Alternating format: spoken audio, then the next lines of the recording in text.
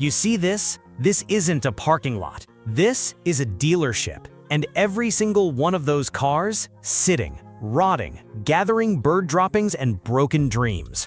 We're talking 100, 150, some of them 600 days of unsold inventory. 600 days. That's not a slow month, that's a crisis. And today, I'm naming every single car on that disaster list, from the least bad to the absolute worst offender. Some of these were the hottest cars on the planet just 2 years ago. So what went wrong? Buckle up, this is gonna sting. Number 10, the Buick Envision. And look, I actually feel a little bad for this one. Not a lot, but a little. Here's what happened. The Envision is built in China, and when the US government dropped a 45% tariff on Chinese-built vehicles in 2025, GM had a choice: absorb the cost, find a solution, or they handed the customer a $5,000 bill and said good luck. The starting price shot up to $43,000 for a Buick, a mid-grade Buick crossover. Not a BMW, not a Mercedes, a Buick. People walked up to the sticker, read the number, and walked right back out. And honestly, can you blame them? GM says they're moving production to Kansas. Great news. Coming in 2028, which means for the next 2 years, the Envision is stuck in what I like to call tariff purgatory. Too expensive to sell, too committed to quit. 256 days of inventory, 13,600 units collecting dust. Average price, $47,100. For that money, you could buy a fully loaded Honda Pilot and still have cash left for a vacation.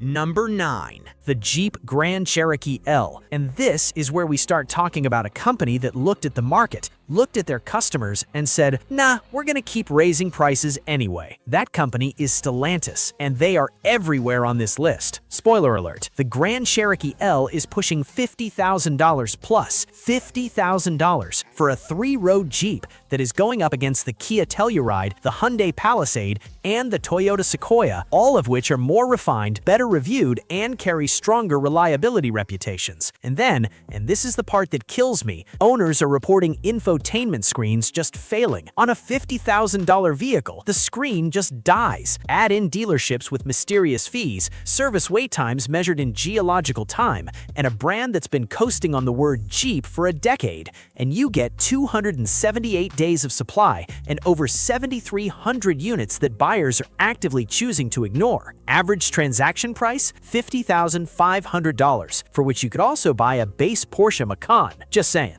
Number 8, the Ford Bronco. And I know, this one is going to upset some people. Good, you need to hear it. 2 years ago, this car had waiting lists. People were paying over sticker. Dealers were slapping $10,000 markups on these things, and people were still buying them. That energy? Gone. Completely gone. Here's the truth about the Bronco that the hype never told you. Take the roof off, drive it on the highway, and the wind noise inside is, and I'm quoting actual owners here, unbearable. We're not talking about a little wind whistle. We're talking about a sound that makes you want to pull over and put the whole thing on eBay. Water leaks through the doors and panel lines. The ride is stiff enough to rearrange your spine. Fuel economy is awful. And if you're buying this as a daily driver, which who is buying a $50,000 car not to drive daily? You'll notice all of these things constantly. But the headline issue right now is a recall on the APIM module. That's the brain of your touchscreen. It can overheat and shut down your entire center display, navigation, backup camera, and radio for up to 5 minutes while you're driving. You paid $47,700 and your car goes temporarily blind on the road. 280 days of supply, 34,000 unsold units at dealerships.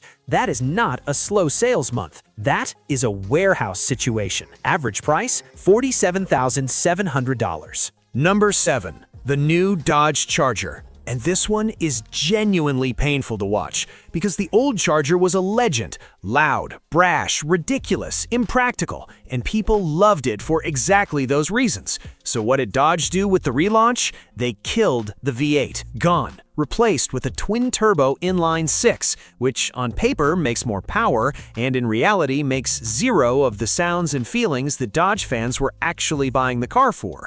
It's like going to your favorite restaurant, ordering the burger you've been eating for 20 years, and they bring out a plant-based patty that technically has more protein. That's not what you came for. And the price? The base gas Charger RT starts at nearly $52,000. The previous generation started at $37,000. That is a $15,000 jump for a car that lost its soul in the process. Dodge fans aren't dumb, they can feel the difference, and they're voting with their wallets. 309 days of supply, 7,700 units nationwide. Average transaction price, $59,800 for a car that doesn't sound like a Dodge anymore. Number 6. Jeep Gladiator. And yes, this is Jeep number 2 on this list. Don't worry, they're not done yet. The Gladiator had a great premise. Take a Wrangler, add a pickup bed, sell it to the lifestyle crowd who wants to feel adventurous on their way to brunch. For a few years, it worked. People bought the vibe. But here's what happened. The economy tightened up. People started making practical decisions, and the Gladiator's weaknesses became impossible to ignore. The fuel economy is rough. The ride quality reminds you it exists every single mile. And that pickup bed, it's smaller and less useful than almost every other mid-sized truck on the market. Meanwhile, the Toyota Tacoma just got refreshed, the Ford Ranger got better, and both of them are just more usable vehicles for actual truck things. And some dealers, I'm not making this up, are reportedly offering 20% off MSRP just to move Gladiators off the lot. 20% off a brand new vehicle. That's not a sale, that's desperation. 323 days of supply, 16,300 units nationwide. Average price, $50,300.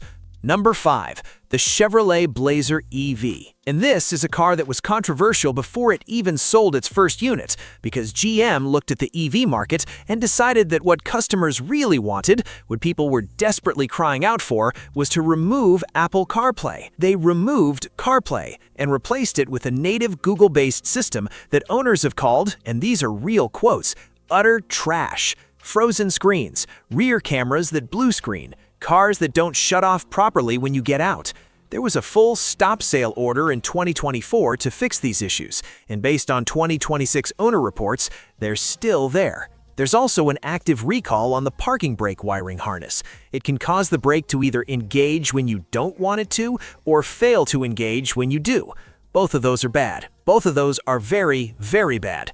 But here's the thing, buyers aren't walking in blind anymore. They're reading reviews, they're watching videos like this one, and they're walking away. 329 days of supply, 3,100 units, average price $59,300 for a car that might not turn off when you park it. Number 4. And I'll be honest with you, the Nissan Altima is genuinely a sad story. This car served millions of families for decades, and now it's being put down. Nissan confirmed this is the last generation. The nameplate is being discontinued after 2026, and the moment that news got out, the resale value collapsed. Because smart buyers don't want to be the last person holding a discontinued model at trade-in time. But beyond the death sentence, the Altima has been dragging a reputation problem for years. That CVT transmission, the continuously variable transmission, has a known history of expensive failures. When it goes, you're looking at $5,500 to replace it on a car you might still be making payments on. And the 2.5-liter engine, known for excessive oil consumption. We're talking potentially $60 a month,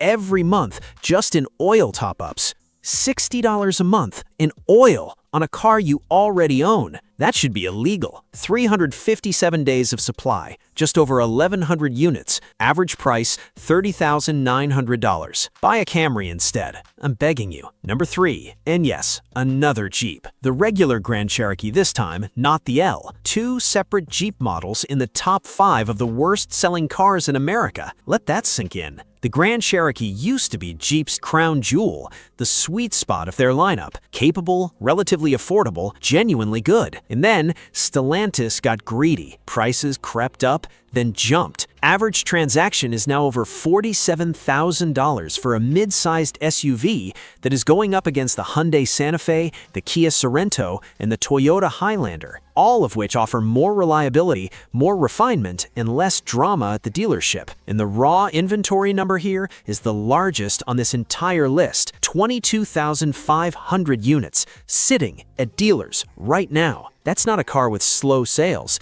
That's a car with a full-blown sales emergency. 365 days of supply. 1 full year of inventory. Nobody is coming. Number 2, the Mitsubishi Outlander. And this one's problem is actually very simple to explain. It promises to be a 3-row family SUV, and it fails at being a 3-row family SUV. For 2026, Mitsubishi put a 1.5-liter turbocharged engine in a vehicle that weighs over 3,700 pounds. That gives you 174 horsepower in an SUV with 3 rows that people put their families in. Reviewers are calling it lethargic, and that's the polite word. When you try to merge on a highway with 4 people and a trunk full of luggage and the car just sighs at you, that is not an acceptable driving experience. And that 3rd row technically exists in the same way that a broom closet technically counts as a bedroom if you're desperate enough. Nobody over the age of 10 wants to sit back there. Dealer markups are pushing the price toward $45,000 for a vehicle that drives like it's apologizing for existing. 372 days of supply, 7,600 units, average price $37,100. And here we are, number 1, the single worst selling new vehicle in America right now. And of all the cars on this list, Jeeps, Dodges, struggling EVs, the one sitting at the absolute bottom of the sales charts is a $76,000 German luxury SUV, Audi. The people who are supposed to know better. The 2026 SQ5 was completely redesigned. New generation, fresh start. And according to the people who actually paid $76,000 for one, Audi somehow made it worse. The turbocharged V6 still performs well. Nobody's arguing the engine. The argument is everything else. The interior on a $76,000 vehicle.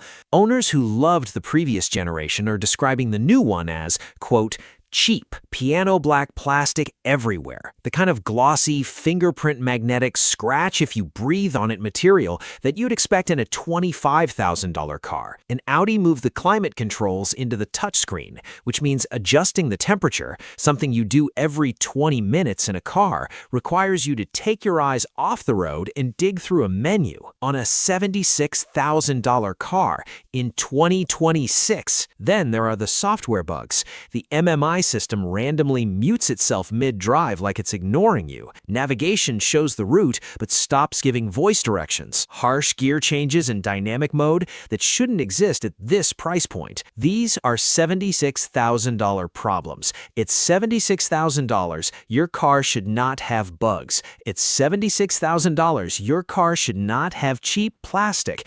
It's $76,000. You should be able to turn on the heat without auditioning for a software engineering job. 626 days of market day supply.